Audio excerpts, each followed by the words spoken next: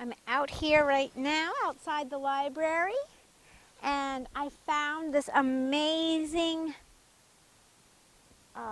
example of tree rings on this tree that had been cut down, and it inspired me to share a book of poems with you by Douglas Florian, and it's called Poetrees.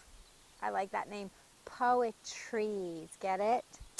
And Friday, maybe you were out planting some trees. It was Arbor Day, and that's the time we celebrate the importance of trees. And trees give us shade. They give us homes for animals. They give us food for ourselves and other animals. They're wood sources, of course. They give us beauty. They also help us to breathe. And the air is so fresh right now, but trees take in carbon dioxide through their leaves, and then they transpire out oxygen, which is what we breathe. So trees help us breathe. They're just all around wonderful, remarkable things. So let me share some of these wonderful poems about trees with you. Poetrees by Douglas Florian. And the first poem that I'm going to start with is called The Seed. And every tree begins with a seed. And one of the things that they do is produce seeds, which then create more trees. So it's kind of like this ongoing cycle. And that's why I think Douglas Florian decided to write this poem like a figure 8, which is kind of the symbol for something called infinity. It goes on forever. This is called the seed. Inside this seed, you'll find a stem and leaf that grow with rain into a trunk and branch and leaf and seed that starts again. And then it starts all over again. Inside the seed, you'll find a stem and leaf that grow with rain into a trunk and branch and leaf and seed that starts again. That's so neat. And a seed is nothing more than I'm sure you've found acorns. There's an acorn. There's not too many left on the ground. I think most of the squirrels have been eating them, saving them all through the winter. So now we need to have new acorns that will form through the summer, hopefully, and then they'll drop everywhere. Last year was a huge year full of acorns around the library. I know that. In fact, people were tripping all over them.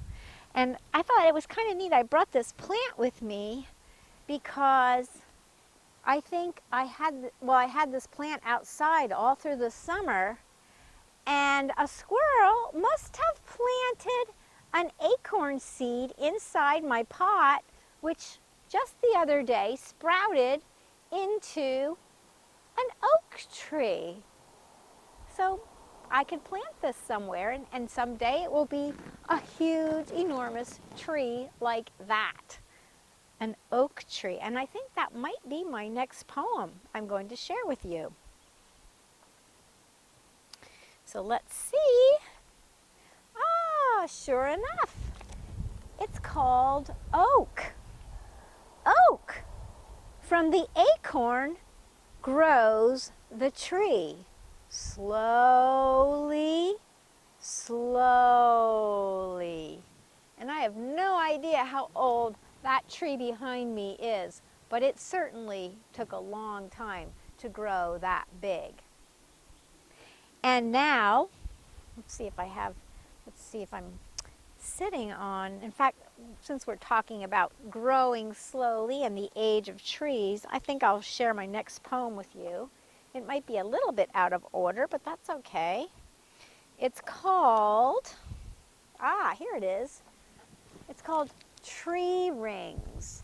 And you can't see this, but sometime when you visit the library, this is a great opportunity to take a look at, you can see all the rings that show how the tree has grown throughout the years before they cut it down. And what I read in this book, in the back, there's facts about trees, that the tree grows from the inside, and this center part is actually made up of dead cells inside that tree, and the tree grows outward.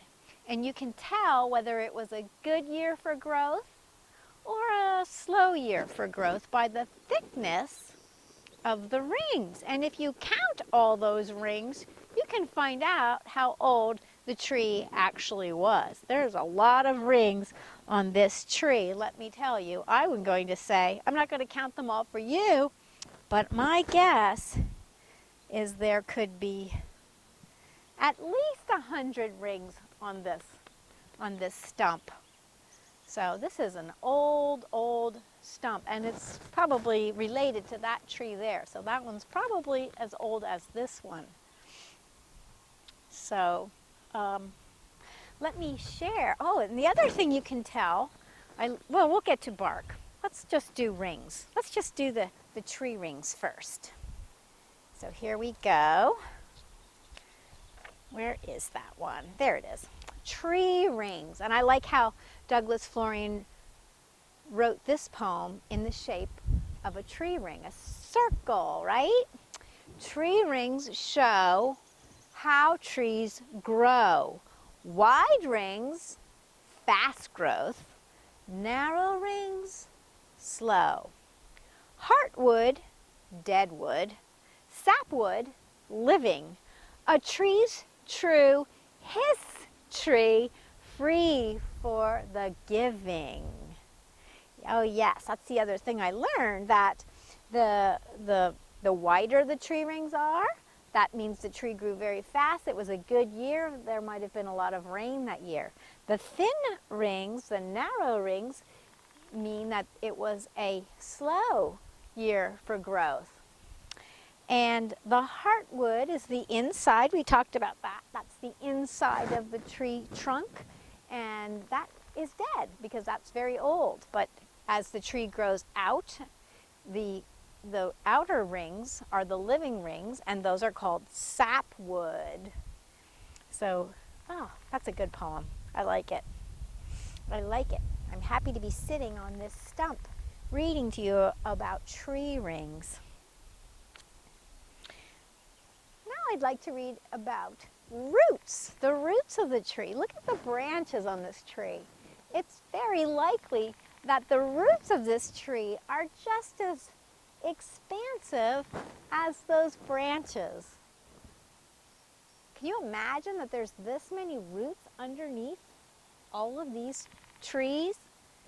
They grow down and they grow out. And I also learned recently from another book that scientists are starting to understand that trees communicate through their roots. So that's kind of a new thing in science these days. This is called roots. The roots of trees don't just grow down, they branch out, sideways, underground, to help the tree get a grip, to anchor it so it won't slip. A root hares drink the rain that pours. They sip it up like tiny straws. While by the growing roots in holes live badgers, rabbits, moles, and voles. They tunnel under the roots of trees and root there for their families. Some homonyms and homophones in this poem. There's a lot of homonyms and homophones in Doug Florian's poetry. I love it. So that was roots. Here we go, bark. Okay, if you can see, the bark is on the outside of this stump that I'm sitting on, but it's also on the outside of the tree. And the bark is what, it's kind of like our skin. It protects the tree. It protects the tree from insects and parasites that might suck on the liquid inside the tree. And it's so neat. Every tree has unique bark, and that is something that's a way to identify a tree, by its bark. So here is bark. Bark is also kind of like the sound of a dog, isn't it? Bark. The outer bark of trees is dead. So when trees grow, the bark is shed. It cracks, it flakes, it splits, it peels. From fire, heat, and cold it shields. It comes in an array of hues, of browns, of reds, of greens, or blues. It's rough or tough or strewn with spines, bumpy, lumpy, filled with lines, or found with fronds that all just jut out. The bark's a thing to bark about. So you can identify trees by their bark. That oak tree has very rough bark. Some trees have smooth bark. Some trees have peely bark. So that's a really fun thing to do, to walk around and try to figure out what kind of tree it is.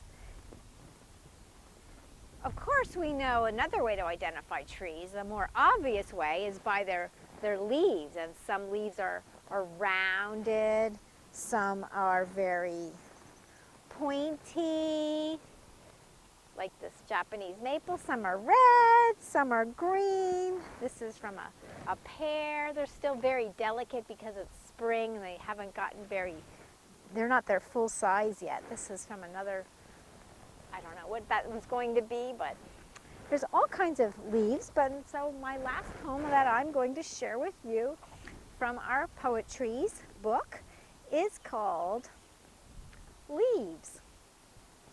And here we go. Look at that great big leaf, and I'd say that's sort of an oval shape, and it's got some rounded edges on it. Leaves.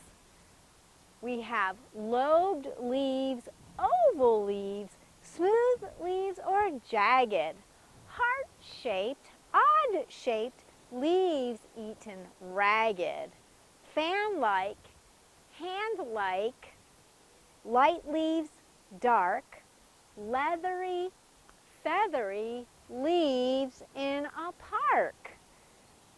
2 points, 10 points, points like a saw, lovely leaves, leave me in awe.